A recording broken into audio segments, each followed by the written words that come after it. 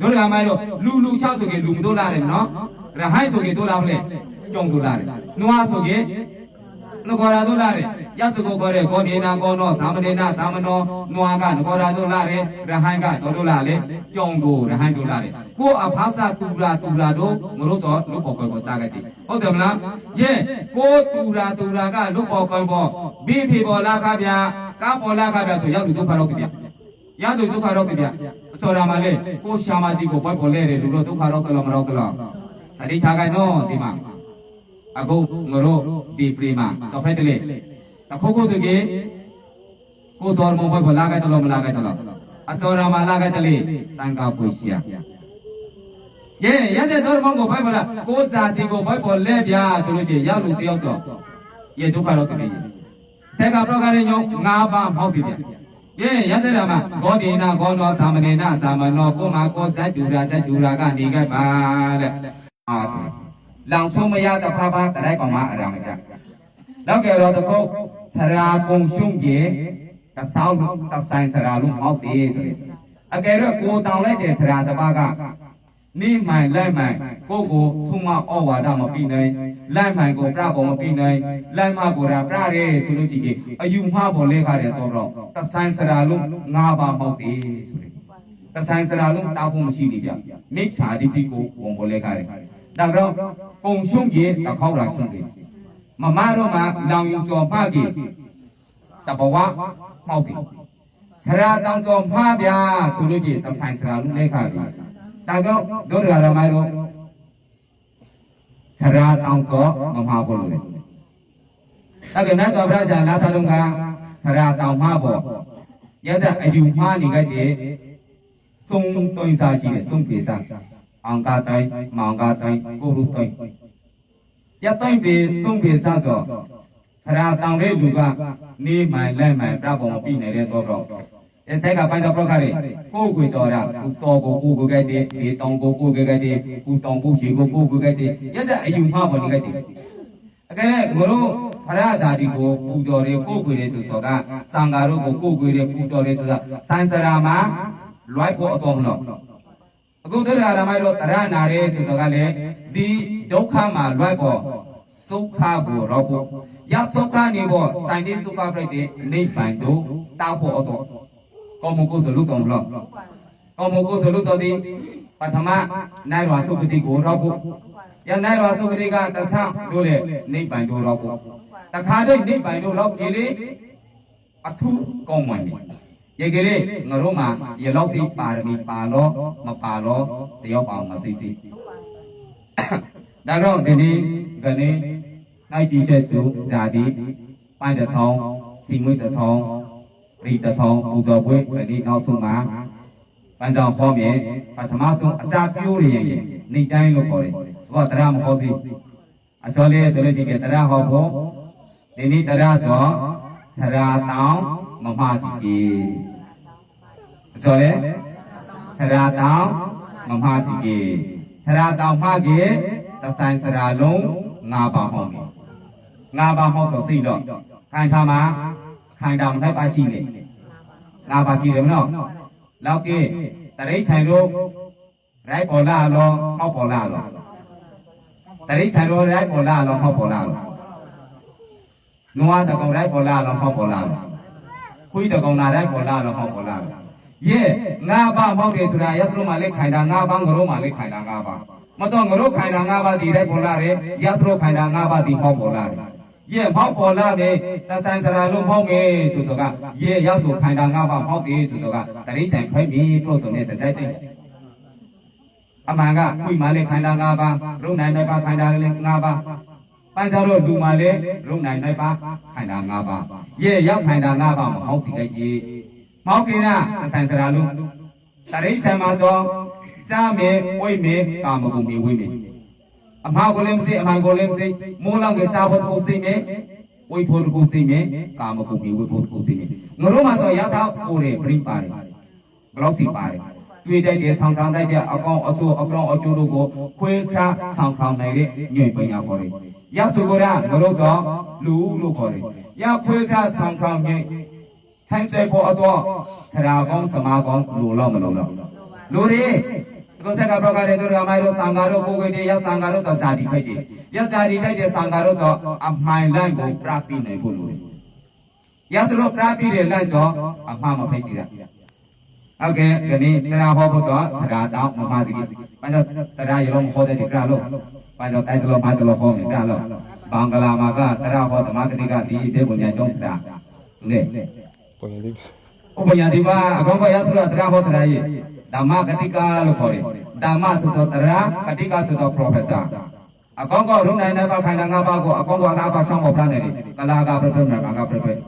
ရှောင်းပေါ်ပြနေအကောင်ကရတဲ့ရှောင်းပေါ်ပြနေတဲ့လူကိုဆရာတော်တို့ကဓမ္မကတိကလို့ခေါ်တယ်ဓမ္မဆိုတော့တရားကတိကဆိုတော့ professional ဆန်းဆန်းပြနေတဲ့လူတို့ကိုနာဝုံအောင်စိတ်ချောင်းပြပန်းဆောင်တော့ရေလုံးနဲ့မတိုက်အေးကလေးပန်းဆောင်တတ်တော်မတော်ဒီနေ့တရားဓမ္မတို့ကိုအဖုံးခါကျုံတဲ့အခါမှာရေကိုတတ်တော်နားလေတော့တော့လာကတည်းကစာတော်ဆံဃာတော်တို့လေးတပိတော်ခေါ်တော်တော့မှာအမပါလို့ရှိကလေးတရားမတို့လေးစိတ်တွေမောင်းတဲ့တိုက်တွေဆိုလို့ရှိရင်ထောက်ပေါ်ပြတာတော့ပန်းဆောင်လို့ဆိုတော့လေတော့လေပုထုဇဉ်တော်ဘုံမတကောဆိုတယ်လူမှန်စမြအရုရအရုဖိုက်တဲ့အတော့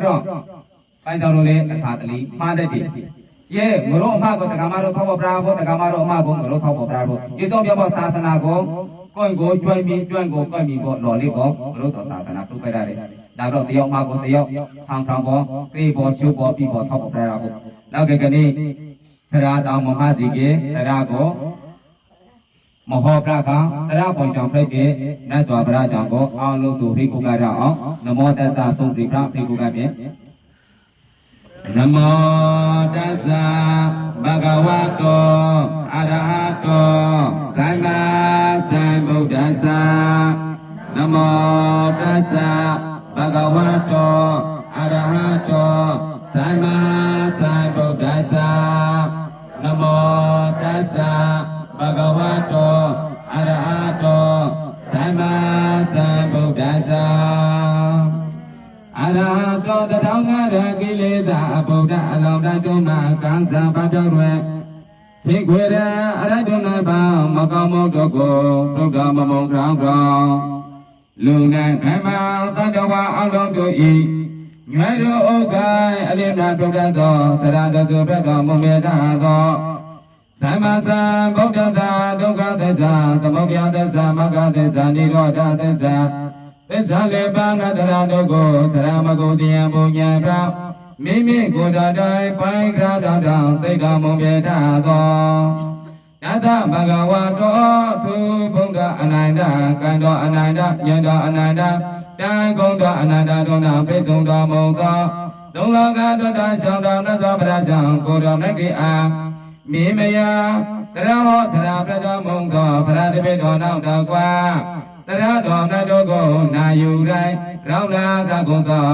ဘေပွန်ညာမှာရှိကကုန်သောတာယေကတိုင်ကမှာပေါသူတော်ကောင်းတို့သည်သာဒရအိုင်လေးမကညိုတို့သည်ကောင်းจิตတိပြိုင်ွယ်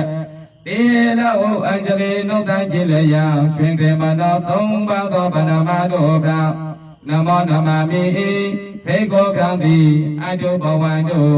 သောင်းသမသွေပြပါတိပရာပရာသာဓုသာဓုဖရာဘုရားဆလို့ရှိကေပရာပရာပိသောဖရာမူသောနတ်သောပရာဆောင်ကိုရမကိအာဒီကိုပူသောဘုံရောမိုင်းသောအတော်ပြီးတဲ့နောက်လက်ကဆရာတော်မမစီကေဆိုတဲ့တရားကိုနတ်သောပရာဆောင်ကိုရမကိစာရှိတောင်ချရှိကကောသလတုံးဆိုပေါ်ရှိတယ်ကောသလတုံးမှာကောသလမောင်ကြီးရာကောသလတုံးမှာအယောင်ဥစုမောင်ကြီးကျော်မဟာကောသလမဟာကောသလစီတဲ့အခါမှာအစုတောက်တလေးဆိုတဲ့ပစေနီတီကောသလရပစေနီတီကောသလတောက်တဲ့အခါမှာရကောသလရဲ့မောင်ကြီးမှာအသွင်ပေါင်ခိုင်းအမတ်ကျော်ရှိတယ်ရအမိုက်နောင်မြေကျော်အဂိတိုက်ထာလို့ခေါ်တယ်အဂိတိုက်ထာဆိုအဖားမောင်စီပေါ်စာမောင်းတောက်တဲ့အခါစောတော်တလေးဆိုလို့ရှိရင်အခုတောက်လာတဲ့မောင်ဆိုအပြိုလေးအပြိုမိုင်လေးပြီးဖို့စက်စုတ်ချမကြကြီးငါကိုချေဖုံငေါဖို့လိုက်ဖို့သူဖို့စက်ငါဒီတိတ်ကြီးလို့မလားငါအဆောက်လေးပြီးပြငါအဆောက်တွေနဲ့ဆိုလို့ရှိရင်ငါဒီမိကောက်ပေါက်စားပေါ်တော်ထောမှာပြဖို့ ဆိုပေါ်ရတဲ့စိတ်ကူပေါ်ပေါ်မောင်ကြီးကိုလျှောက်တယ်ဆောင်မောင်ကြီးငါမောင်ကြီးရဲ့အဖားပေါ်မှာသစားလုံးအမှုထိုင်းပေါ်လာတယ်အခုကငါအဆောက်တွေလေးကြားပြငါတော်ဖို့ပြရစိတ်ရဟန်ပြုဖို့ပြဆိုတော့မောင်ကြီးလျှောက်တယ်တော့မောင်ကြီးကလည်းဖုံးပြလိုက်တယ်ဖုံးပြပေါ်ရတဲ့စိတ်ရဲ့နောက်မှာရဆုရဲ့တပိတပိုင်မှာနောက်ပါလေဆိုလို့ရှိရင်သဆောင်ပါတယ်တဲ့သဆောင်လို့အကုန်လုံးတော့ပြောင်းကလေးဆိုချင်ရစိတ်ရဟန်ပြုခဲ့တယ်ရစိတ်ရဟန်ပြုပေါ်ရစတော့ဓမ္မလာပေါ်တရဘာဝနာအာထုကလေးရစိတ်အကြောင်းကိုအကြောင်းပေါ်နေကလေးဆိုလို့ရှိရင်အောင်ကတိုင်းမောင်ကတိုင်းကိုရုတိုင်းရဲ့တိုက်ပြဆုံးခုရဲ့အလီမာလာပေါ်ရစတော့သခိုင်းချခဲ့ရစိတ်သဆောင်ဆိုလို့ရှိရင်မလို့တကားနဲ့ဆိုရင်ခြေထောင်းခြေထောင်းရလူတို့နောက်လိုက်တော့ပါရစိတ်တို့ကိုရအကိတ္တရစိတ်ကပတောင်ဆမလေးဆိုလို့ရှိရင်အဝဲငါရဲ့တပြေတို့မဲတို့အကယ်ရွယ်ကာမဝိတာဖဲလို့ရှိရင်ကာမဂုဏ်စိတ်တို့ကိုင်ထာကုမှာပေါ်လာတယ်ဆိုလို့ရှိရင်စေးတိုင်ထိုင်တာဖို့လို့ပြောတယ်စေးခိုက်ပေါ်ရောက်ကြုံပြီးမှဆွင်လာဖို့လို့ပြောတယ်လောက်ကရတပိတဆောင်ဆိုလေကာမဝိတာကာမဂုဏ်စိတ်ပေါ်လာတဲ့ဆိုပြောင်းလာတဲ့ဆိုရင်ခြုံကစေးကိုခိုက်တယ်ခြုံတော့ဝင်အဲ့ကြုံနိုင်တော့မှဆွင်ခဲ့တယ်စေးတိုင်ကြပြီရတဲ့ကြပေါ်ရောက်စေးပုံဆိုမလောက်လာတယ်ဆိုရင်တက်ပြီးခွဲလာတယ်လူတဆောင်လူချေထောင်းတိုင်ထိုင်းဖို့ဆိုပြီးစေးပုံရောက်လာတဲ့အခါမှာအစောဖိုက်တလေဆိုလို့ချင်းရစေးပုံမှာငကားတပုံတော့လာပဲငကားဆိုရစေးပုံကိုအမေပြုတ်ပြီးတော့ရစေးပုံမှာနေပြမလားဗျစေးပုံကိုကြောင်းတယ်လို့ခေါ်တယ်ရငကားရဲ့နာမည်ကအာဟိဆိုင်တာလို့ခေါ်တယ်အာဟိဆိုင်တာငကားလောက်ကရစရရတဲ့ပြောင်းဖို့နေကတည်းပဲရဲ့ရစရုပ်ကိုကိုးကွယ်တဲ့တကာမှလည်းတပြည့်ရှိမဟုတ်ဆုံးသိမ့်ပေစားအောင်ကတိုင်းမောင်ကတိုင်းကိုရုတိုင်းတိုင်းစားဆုံးပေစားစေရအဂိတတဆိုရဲသရနာတပေတောဆောင်ကိုနေတဲ့ကိုးကွယ်ကြတဲ့စိတ်ကြတဲ့ဆွမ်းပိုးကြတဲ့ပိုင်ရီချင်ပိုးကြတဲ့တဲ့ဒီကရာမိုင်လိုပဲပုံညာကြောင့်ပေါ့အေးကြဆွမ်းမပိုးကြလို့ပိုးကြတဲ့နော်ယေအစောရမှာပို့လေလမ်းပြပေါ်ပြီးတယ်ဆရာမို့လို့ရဟန်းသံဃာတို့သောတက္ကရာမိုင်တို့ကိုလမ်းချိုးကိုမရောက်ရလေအောင်လမ်းကောင်းကိုမှန်ပေါ်ပြပေါ်ပြီးတယ်ရဲတဲ့မှာတက္ကရာမတော့အော်ငါတို့ကိုလမ်းကောင်းလမ်းမိုင်တို့ကိုပြပေါ်ပြီးတယ်အတော်တော်ကျေးဇူးရှိတယ်ဖရာဆောင်မရှိဗျာဖရာဆောင်ရဲ့တရားတော်တို့ကိုပြပေါ်ပြီးတယ်ဟောပေါ်ပြီးတယ်တော်တော်ငါတို့တော့ကျေးဇူးရှိတယ်ကျေးဇူးရှိတာအတော်တော်ကျေးဇူးဆိုင်စောအပေါ်တက္ကမတို့ထွန်းပို့ခဲ့တယ်တက္ကမတို့ထွန်းပို့ရတော့တက္ကမတို့ကငါတို့မှာတက္ကမတို့ထောက်မှာထွန်းပို့ရတော်တော်ကျေးဇူးရှိတော့တရားဟောပေါ်ပြတာလေအခုတက္ကမတို့ကိုပန်းတော်ကကျေးဇူးဆိုင်စောမွိုင်းတွေကတက္ကမတို့ထွန်းပို့ခဲ့လေရဲ့ထွန်းပို့တဲ့အခါမှာပန်းတော်တို့သောတက္ကမတို့ကိုလမ်းမှန်ကိုင်းမှန်ကိုပြပေါ်တော့ကျေးဇူးဆိုင်တော့နောက်ကရတဲ့လာဘနေကတဲ့ကတရမသာနေနတ်သွားဗရချံကိုရောမကိတိညေကသောသောကိဋ္ဌဘောအဘိဉ္ဇင်ကကိလိုက်တဲ့အခါမှာငါဒီကနိအစုပ်ကိုခြွာရပလေကိလိုက်တဲ့အခါမှာအဂိတထဘုံတော်ပါရဲ့တဲ့နတ်သွားဗရချံကိုရောမကိညေကထားပြဆိုလို့ရှိရင်ငါကနိအဘိဉ္ဇင်ဖြောက်ပြည့်တယ်ငါကနိအစုပ်ကိုခြွာရပလေဇာဆိုင်ဘဝကြွဖို့ရှိနေရတဲ့ကိလိုက်တဲ့အခါမှာယေအဂိတထဆိုတဲ့ဆရာကဘောနောက်ထပ်စုရဲ့တပိခြေထုံကိုလာပုံတော်မြောင်တဲ့အခါမှာနတ်တော်ဗရချံကိုတော်နိုင်ပြီကအယောင်ဥစုမလားစီအစုပ်ကိုဖိုက်တယ်လေဆိုလို့ရှိရင်စုရဲ့လာဝေရန်ဖက်တဲ့အရှောင်မောက်ကလန်ကိုဖိုက်လိုက်တယ်အရှောင်မောက်ကလန်ကျော်တိုင်းကူရာမှာအဂရိတိုင်းကူရာမှာအဂရိရဲ့ကျော်ရာမှာတိုင်းကူရာမှာအဂရိကိုဖိုက်တယ်လေဆိုလို့ချင်းခုမှာကအောင်အများတယ်ဆရာတပါးကပေါ့ကျော်လေနောက်လိုက်တော့ပါခြေထုံလေးရဲ့ခြေထုံစုကြီးစောင်းလုံးနေတာပြောမှာရာဖို့ရာဖို့ဆိုလို့ရှိရင်အရှောင်မောက်ကလန်ကိုဖိုက်တယ်ဖိုက်တဲ့အခါမှာမောက်ကလန်ဆိုလဲပဲအရှောင်မောက်ကလန်ဒီလဲလိုက်တဲ့အခါမှာရအဂိတတကျောင်းရိတို့ရောက်တဲ့အခါမှာအဂိတတကိုပကြောင်ခေါ်လေဆိုလို့ရှိရင်အပရောင်ကနေကျောင်းဝါကနေထိုင်းဖို့ခေါ်တယ်ပထမဆုံးရအဂိတတတို့မရောက်ခံအကျော်ပြောင်လေဆိုလို့ရှိရင်အရှောင်မောက်ကလန်ဆိုစုရဲ့တန်ခူကပေါ်မို့ကိုအဂိကိလူဝါစီအကျော်ဓမ္မမို့ရွာလေဆိုလို့ရှိရင်လူကိုခွေးစောလူကိုမခွေးဆိုလို့ရှိရင်လူချေထုံကပေါ့သူမင်းချောင်းသေးဗျာပရောဘောဆိုပေါ်နိုင်မှုပရောဘောဆိုပေါ်နိုင်မှုကမှာကြော်ပြောင်လိုက်တယ်လူကိုအယောင်ခွေးပလိုက်တယ်မိုးရွာတဲ့အခါမှာရောက်ရစိတ်တထောင်စောတဆောင်စောကိုကြောင်လို့ဝန်ခိုက်တယ်ဝန်ခိုက်ကြည့်တော့နာကိုကြောင်ဆိုရင်ကို့မှာအဂိတထာနိချောင်းဖရက်ပြီနိချောင်းရလောက်ကမှလာတယ် တို့ရနာမတို့တရနာတဲ့အခါမှာလည်းအစိတ်ပညာဘုံစုကယူလိုက်အခုအရှာမောက်ကလည်းလုံးတော်ညောင်းလူအောင်အကိုကိုကပကြောင်ခွေတာကလေး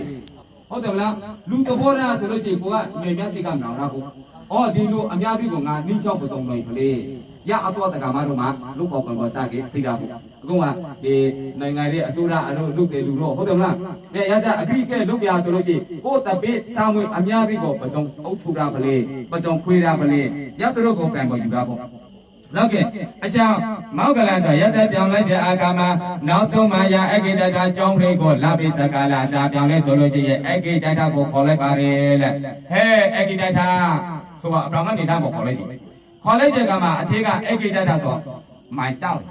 အစောရမှာမိုင်တောက်တဲ့ဆိုကြီးရောက်ဒီစမှာအဂိတတာကိုနောင်မြင်ထုတ်ဖို့ခေါ်တဲ့လူတယောက်မှမရှိအကုန်လုံးကဆရာတော့ခေါ်တယ်ဆရာတော့ခေါ်တဲ့အတော်သူ့ကိုနောင်မြင်ထုတ်ဖို့တယောက်ခေါ်တဲ့ကဆိုမိုင်တောက်တယ်မိုင်တောက်ပေါ်ဆိုပြောင်းလဲဆိုအဝေးငါနောင်မြင်ထုတ်ဖို့စုလေးခေါ်တယ်ငါစုလေးငါဆောင်းမောက်ကလည်းအော်မောက်ကလည်းမိုင်ကျော်လေးတော်ပြောင်းဖို့လာတယ်တော်ပြောင်းဖို့လာလေဆိုလို့ရှိရင်ယေစုကပြောတယ်ငါ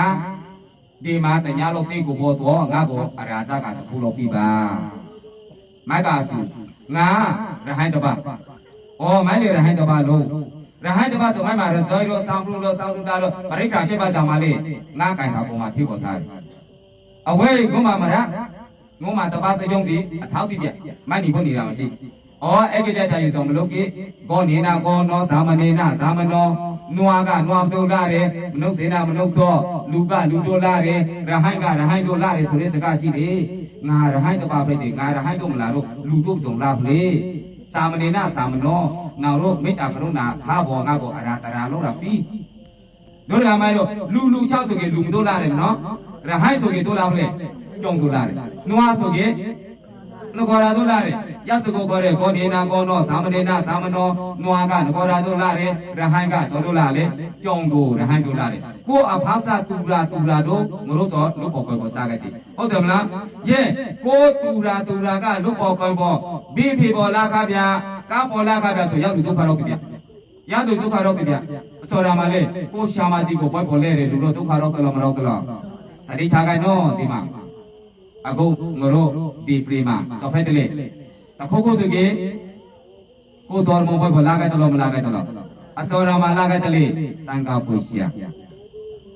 ယေရတဲ့တော်မကိုဖိုက်ပါလားကိုဇာတိကိုဖိုက်ပေါ်လဲဗျာဆိုလို့ချင်းရောက်လူတယောက်တော့ယေဒုက္ခတော့တည်းဆေကပရောဂရညော9ပါးမောက်ပြီဗျ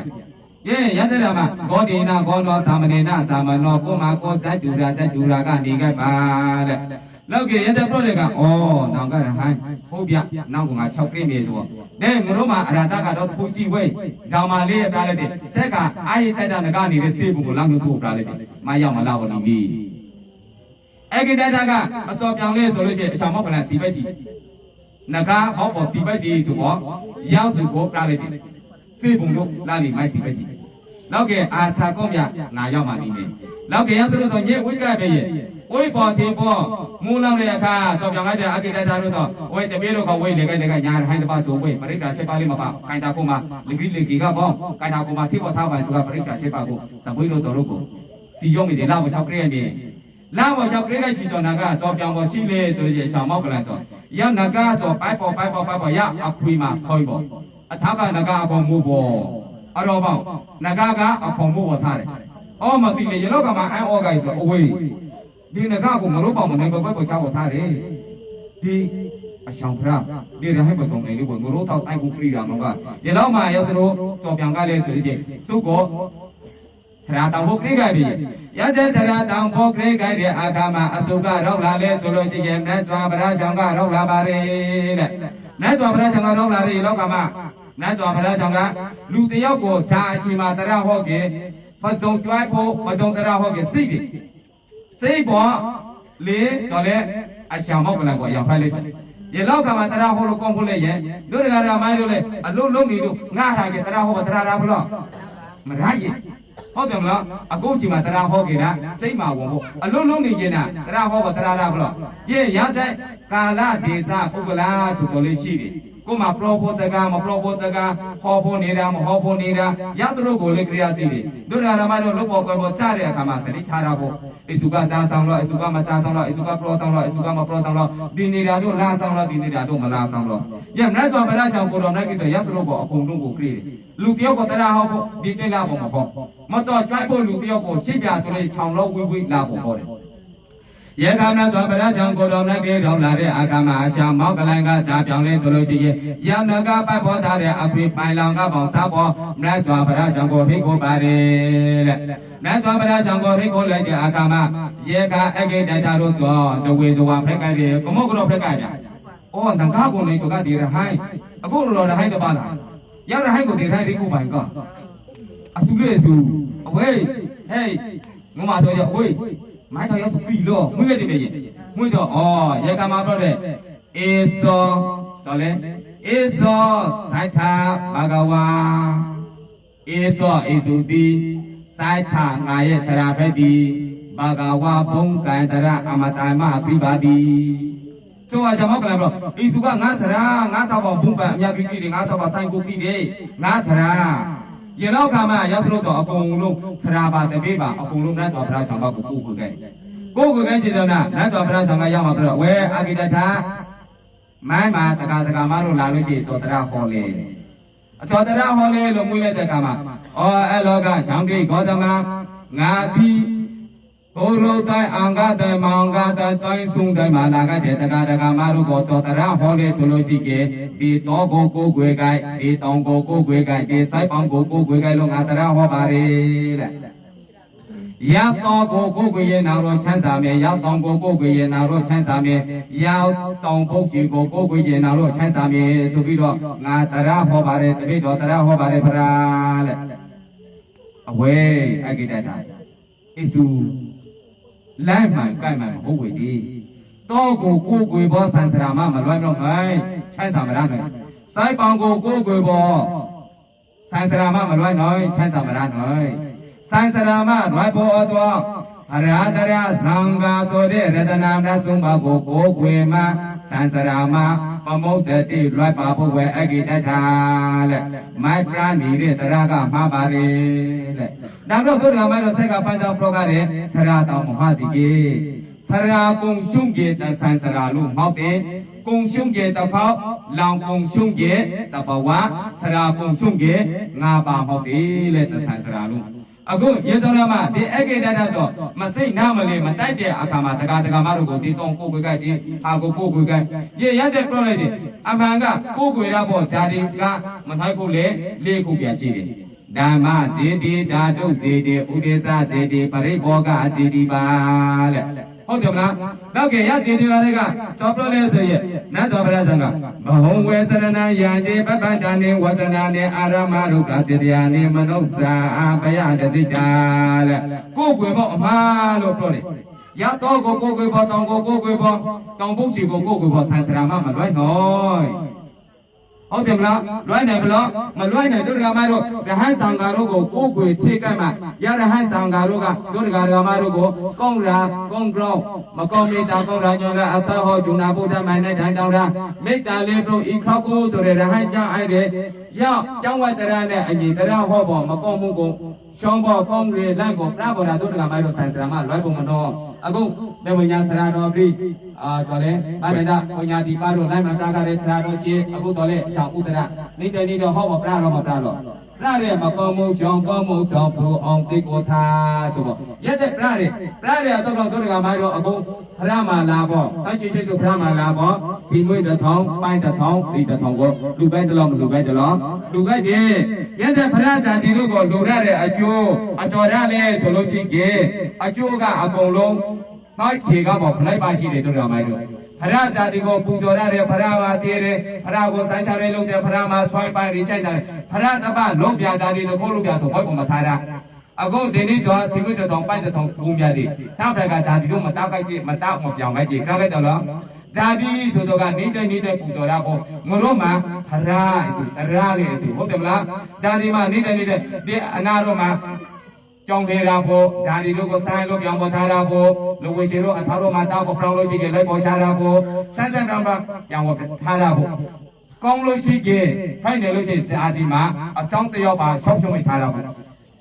အကြောင်းတယောက်ရှောက်ရှုံးမိမရှိတာမှာငါတို့ဇာတိမှာအယောင်ကတော့ဖိုင်တယ်ပါခရတယ်နော်ပါတော့မပါတော့ပါခရေးရကြတော့တလုံးရားဖို့မလူရေးဟုတ်တယ်မလားတန်ဖိုးကိပြီရတဲ့မှာအကြောင်းရှောက်တယောက်ရှိပြဆိုလို့ရှိရင်ခုနိုင်ဘလို့ရေးအခုခိုက်ကာလမှာဝိမု ക്തി ယုတ်ကခိုက်မှာလောဘများတယ်ဒေါသများတယ်မောဟများတယ်ရတဲ့များတွေကမှလူတို့ဆိုရာကလေးမဆောင်ပြတရာကလေးမဆောင်ပြသံဃာကလေးမဆောင်ပြကိုမှလောဘတိုက်လာပြဆိုလို့ရှိရင်ရဟန်းတော့အဝိမိုင်းကငါကစကားပေါ်လာတယ်ဖရာမှာရှိတဲ့တာမနာကောကလေးတန်ခါပ္ပစာခိုးဖို့ယူလာတယ်အကျော်ရမှာလေလူတို့လောဘဒေါသမောဟများလာကြတာမှာရတဲ့မှာတို့မှနောင်ပြေမစိတဲ့လောကချိုးလို့ကိုက်လာခဲ့တယ်ရအကျော်ရမှာလေလောဘဒေါသမောဟများလာမှာနောက်ကအခုငါတို့မှဒေတာဒီမှာကောမို့ကိုဆိုလုပ်တယ်တို့ကမှတို့ရောက်လောဘကိုရှော့ဆိုရင်လောဘတဖာကဆိုရှိလေအာလောဘဒေါသတပရကဆိုရှိလေအာဒေါသမောဟတပရကဆိုရှိလေအာမောဟလောဘကိုစိုက်တော်သည်ဒါနကိုကြော်ခေါ်လေလောဘကိုစိုက်တော်အခုတို့ကမှတို့ဒါမလာခေါ်မှာတန်ခါထိခိုက်တော့မထိခိုက်တော့ထိခိုက်တယ်နော်တစီပြပြနော်စီပြပြကိုမကိုပါတော့ထိခိုက်တယ်ထိခိုက်တဲ့အခါမှာရတန်ကနှွှက်ချီထိလိုက်တဲ့တယောက်ရတန်ကနှွှက်ချီမှာကိုက်နေတဲ့လောဘကိုစိုက်ပေါ်ပေါ်လေတည်ရစုကိုကြော်ခေါ်လေဒါနမဟုတ်ကဲ့တို့ကမှတို့ဒါနမှာတော့မလူလိုက်ဆိုလို့ရှိရင်ရတန်ကနှွှက်ချီအကယ်တော့လိုက်မှာကြားပေါ်ပြောင်းမယ်ဆိုရင်တို့ကမှတို့ထားဘလို့မထားဘလို့ဒါဖို့ရရောက်လောဘမကူရအခုတို့ရမယ်လို့ရောက်လောဘနှွှက်ချီမှာကိုက်နေတဲ့ဒါနရတန်ကနှွှက်ချီမှာကိုက်နေတဲ့လောဘကိုစိုက်ပေါ်ပေါ်လေကြော်ကိုဒါနအလောဘလို့ခေါ်ပါတယ်တဲ့အခုပရဇာတိမှာပူဇော်ဖို့တယ်ဟုတ်တယ်မလားစီမှုတထောင်ပိုက်တထောင်ရစီမှုတထောင်ပိုက်တထောင်မောင်ကနာရချလို့မရတန်ကဝေရတယ်ရတန်ကမှာကိုက်နေတဲ့လောဘကိုမလို့စိုက်ပလိုက်တယ်စိုက်ပလိုက်တဲ့အခါမှာရောက်စိုက်ပလိုက်တဲ့အခါတော့မှကြော်ဖိလာတဲ့ရောက်သူတော်ဒါနာပေါ်မှုတို့ကိုဖိလာတယ်ရဲ့ကိုမှကိုက်နေတဲ့လောဘစိတ်ကိုစိုက်တာဖို့ဒေါသစိတ်ကိုစိုက်တာဖို့မောဟစိတ်ကိုစိုက်တာဖို့ရစရုပ်ကို control ပြောင်းနိုင်မှာငါတို့ဒီစံစရာမှာလွိုက်ဖို့ရစရုပ်ကိုဟောပေါ်ပြဖို့အတော့အဆူရှိဖို့လိုလေစရာကောင်းတယောက်ရှိဖို့လိုတော့မလိုလားရှိဖို့လိုတယ်ရစရာမှာစရာကောင်းစရာတောင်းတော်မမကြည့်ကြတယ်ဆက်ကပြောကြတဲ့စကားဆုံးပဲမှတ်ပေါ်တာကစီတော့ကုံရှုံးကြီးတစ်ခေါက်လောင်ကုံရှုံးကြီးတဘဝဟုတ်လေစရာကုံရှုံးကြီးသစံစရာလုံးဖောင်းကြီးဘေဝရှာလို့ဘောတခါရှုံးကြီးတခါပြအရောတခါဘေဝရှာမှာအောင်ချောင်းကြီးအောင်ဖို့နှွင်ချောင်းကြီးနိုင်ဖို့မမတယောက်လောင်ယူကြော်မှလို့ရှိကြီးတဆောက်လုံးတခါခိုင်တာဖို့အပုတ်ကန်အခြေကန်အဆိုးကန်လောင်ပေါက်မှာလောင်ချိုးမရတဖာဖပြိဋ္ဌာပါဖို့စရာတောင်ရှုံးကြီးနာစရာတောင်မကြီးနာစရာကုံရှုံးကြီးတဆန်စရာလို့မဟုတ်ပါဘူးဒါတော့ဆက်ကပြောကြတဲ့အောင်ကားသွင်းမောင်ကားသွင်းကိုရုသွင်းမှာလာခဲ့တဲ့တရားမတို့ကိုနီးပြီးအမှားတို့ကိုဟောပေါ်နေတယ်အဂိတတဝဲအဂိတတဘုရားကပြောတယ်ဒီစက်မဟောကြဝဲစိုက်ပံကိုကိုကူပါတခုလည်းမလားတောင်ပုတ်ချီကိုကိုကူပါတခုလည်းမလားစံစရာမမရိုင်းနေဝဲတဲ့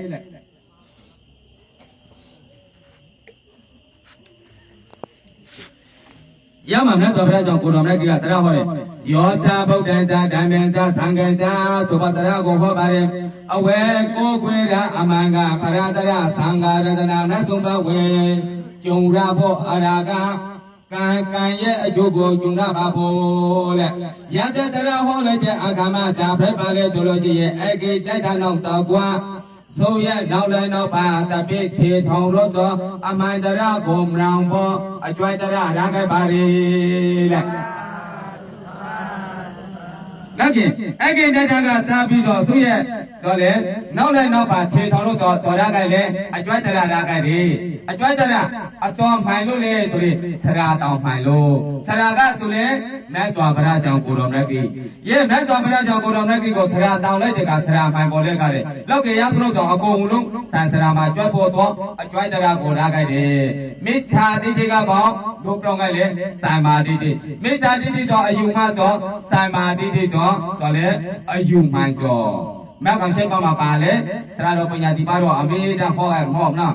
မကောင်ရှိပါလောကုတ္တရာတရာကိုပါဟုတ်တယ်နော်ရုံးနိုင်မနိုင်ပါလေနိုင်ပါခိုင်နာမနိုင်ပါလေငါပါအာယရဏမနိုင်ပါလေမွေးရပြီရအမွေးကြီးနဲ့ထားလိုက်ပြီ ရဆိုတော့တပိုင်းစာတော်ဟောကိနာကဟုတ်တယ်မလားအာယရဏမနိုင်ပါလေဒိုင်းမနိုင်ပါလေလောဘမှုစီမနာပွဲပါလေဒေါသမှုစီမနိုင်ပါလေအာဟုစုစီမနိုင်ပါရှိလေဟုတ်တယ်မလားတဲ့ရစလို့ကိုစိတ်အောင်ဟောပေါ်ပြလိုက်ဒီတကာတို့တကာမတို့ဆရာတော်အစုလေဆရာတော်ပညာတိပါဓမ္မဂရိကပန်းကြောင့်ကရေလုံးလေးခွေးပေါ်မပရိုဒတ်ရေကလေးပန်းကြောင့်တန်းတလို့မန်းတလို့တကာမတို့ကိုလိုင်းပြတယ်အတော်တော့ရဲ့ရတဲ့ဆရာတော်တို့ကိုကိုယ်ွေရတယ်ခြေကြိုက်ရတယ်အခုတပါတော့လာတယ်တပါတော့လာတယ်ဆရာတော်ရှင်နာမည်ကျော်လေးစိတ်ကြိုက်တော့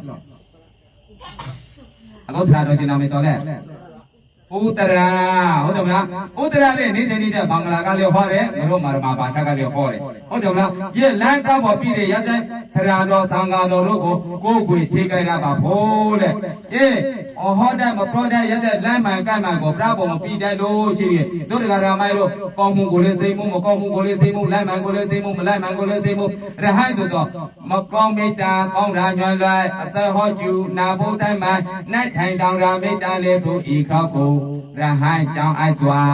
လေရဟန်းမှာတော်လေရဟန်းကြောင်းဝဲခေါ်ပါရှိတယ်မကောင်းဆောင်လာလို့ရှိရင်အော်သူစုကအပြီးစုကအငယ်စုကငါ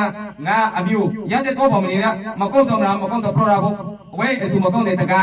မအစုမကောင်းတဲ့ဤစုရာကောင်းနေသည်ပရောပရတာဖို့ညောင်းတာမလိုက်တာဆိုရင်လာပါဟုတ်တယ်မလားညောင်းတာမလိုက်တာကြောက်ပေါ်မနေရရဲ့ရတဲ့ကြောက်ပေါ်နေမယ်ဆိုလို့ရှိရင်ကြောက်ဖဲပလေတကာမတော့အမှန်ကိုမပြောင်းပြလောဘစိတ်ကအော်ဒီတက္ကမကငါ့ကိုတိတ်တန်ကပူချာမြလူဒီမကုန်းဆောင်တော့ငါမြစီပွေ့ပေါ်နေပြီမပြောင်းရရက်တဲ့ပြောင်းကြီးကိုတက္ကမတို့မရင်းမကြမလို့ကြားဖို့ရဲ့အမှုခံမှာပရတာဖို့ရဟိုင်းမှာမတော့ရမှုရဲ့စိတ်မရှိတာတက္ကမတို့ကိုချိုက်တဲ့စိတ်ကပရတာဖို့မတော့ရဲ့ကိုလူတဲ့တက္ကမဆိုပါမြောက်စိနေပေါ်နေဖို့မှုတဲ့တက္ကဆိုရှိရင်မြောက်စိပွေ့ပေါ်နေဖို့သူဆိုကိုချိုက်ဖို့အေဆိုကိုမချိုက်ရက်တဲ့မှာပြောင်းရရက်တဲ့ရာကငါတို့ဒီမာရမဇာတိတို့မှာတော်လေညစီမှုများကြတယ်မနာလို့အိဆာမေစရိယများကြတယ်ရတဲ့ရမှာမာရမတကြုတ်ရှိတော့လက်ဆိုင်လို့ရှိတော့တယောက်ကတယောက်မဆောင်ကြနိုင်ဘူးဆောင်ကြတယ်လို့မဆောင်ကြတယောက်စားရကတယောက်မနာလို့တယောက်ပြီးဖို့ရတယောက်မနာလို့တယောက်ပညာတတ်ရတယောက်မနာလို့တယောက်ငါးပါးပြည့်တယောက်မနာလို့ရောက်စုကငါဘုံငါပေါ်ချတာပလေရောက်စုကငါဘုံတောက်ပေါ်နာတာပလေရတဲ့စိတ်အိဆာမေစရိယစိတ်တို့ကိုရှုံရဖို့ရတဲ့ရှောင်ဖို့တော့အစုကပရောပရာပလေဟောပရာဆရာတော်ဆောင်တာတို့ကပရောပရာကိုဗြဟ္မလိုက်တာရဟန်းတို့မှာဗြဟ္မလိုက်တာဗြဟ္မလိုက်ကျင်တာကြောက်ဖက်တယ်အာဂတိလိုက်ကြတယ်လို့ခေါ်တယ်အာဂတိလိုက်ကြခင်တာဒါမှလေသမားတဲ့အောက်ကအဝေကြီးကခါတဲ့ညလူဖေးလေးကပါတောင်းပေါ်နေတယ်ရဟန်းတို့လည်းငရေမကြထောင်တော့ရဟန်းတို့စီကစောပြောလိုက်တယ်ရဟန်းတို့စီကစောပြောလိုက်တယ်နေပါပြန်ပြောလိုက်တော့တော့ခိုင်စီကခိုင်နေပါပြန်ရှောက်လို့နေပါပြန်လို့စုကောင်းအောင်ကြည်လေဟုတ်တယ်မလားအဲ့ဒါစကားဆိုရှိပါကြလက်ဆရာတို့မှာတော့လေအော်တာပရိအိတ်ဝဲဘေးခေါဝဲစီတာပရိအိတ်ဝဲဘေးခေါဝဲစီကထလိုင်းကနိုင်ပြေလားဆိုတော့ဟုတ်ဖလို့မဟုတ်ရင်တို့ရမိုင်းတော့ဟုတ်တယ်မလားဒါဟိုင်းဖရက်ဖရက်လူဖရက်ဖရက်မောင်ချောင်ဖရက်ဖရက်ကိုရောင်ဖရက်ဖရက်ကောင်းစော်လို့ကေကောင်းစော်လို့တော့မြေမကောင်းစော်လို့ကေမကောင်းစော်လို့တော့မြေဥပဒံတော့ဥပတော့မြေကောင်းစော်ကိုရဟိုင်းလို့ကေရောက်ရဟိုင်းကောင်းစော်လို့တော့မြေကောင်းစော်ကိုတက္ကရာမလို့ကေရတက္ကရာမလို့ကောင်းစော်လို့တော့မြေလောက်ကေရမောင်ချောင်ကောင်းစော်ကိုလောက်ကေရမောင်ချောင်ကောင်းစော်လို့တော့မြေအခုအဲ့ဒီတည်းမှာအကယ်၍ဆရာအချိုက်ဆရာအမှန်တတ်တော်ဖရတာမတော့ဆိုလို့ရှိရင်ရောက်အကိတတကပါဆရာတယောက်ကပါနောက်လိုက်တော့ပါခြေထောင်လောက်ကရစလို့ကိုကိုယ်ကိုယ်ပေါ်နေခဲ့တဲ့အောင်ကားတဲ့မောင်ကားတဲ့ကိုလို့တဲ့တုံးထုံးတဲ့မှာတက္ကမတို့အယူမှားတဲ့အတော့မကောင်းတဲ့အပယ်လေးပါတို့လာဘူးကြီးဟုတ်တယ်မလားဒါတော့တို့တက္ကရာမိုင်တို့စကားဆုံးခွိုင်းကနေမှာပတာကလေးအလေးစုဆရာကဟောကားတယ်ဆိုစကားဆုံးခွိုင်းလေကုံရှုံးကြီးတစ်ခေါက်လောင်ကုံရှုံးကြီးတဘဝဆရာကုံရှုံးကြီးတဆောင်လုံးမောက်မြေတဆိုင်ဆရာလုံးမောက်မြေတာကောင်းဆရာတောင်းမမစီကြိုက်ကြီးကြခဲ့တယ်လို့ဆရာတောင်းမမစီကြိုက်ကြီးကိုဆရာကျော်ကိုနိမန်ကိုင်းမှလမ်းပြပေါ်ပြီးနိုင်တဲ့ဆရာကောင်းဆရာနိုင်ကိုရွေးနိုင်ကြပါစီလို့သုတောင်းပတ္တနာတို့ကိုအာတာကောင်းတာလည်းထွက်ပြပန်းဆောင်ရဲ့ဆရာတောင်းမမစီကတရားကိုဒီမှာနိဂုံကပ်ပါအထုံးစားကြဖို့ဗျာအလုံးလာဦးကြည့်ပါတာကဒါနဒုသတ္တယသိလရကဒုသဗ္ဗတဘဝနာပိဒတဟောတုပုရိဒုသဗ္ဗသံဃပသတ္တယတုဘောသတ္တကြုံမြရာဟုကိုသက္ကညုကေသောသတ္တတရတော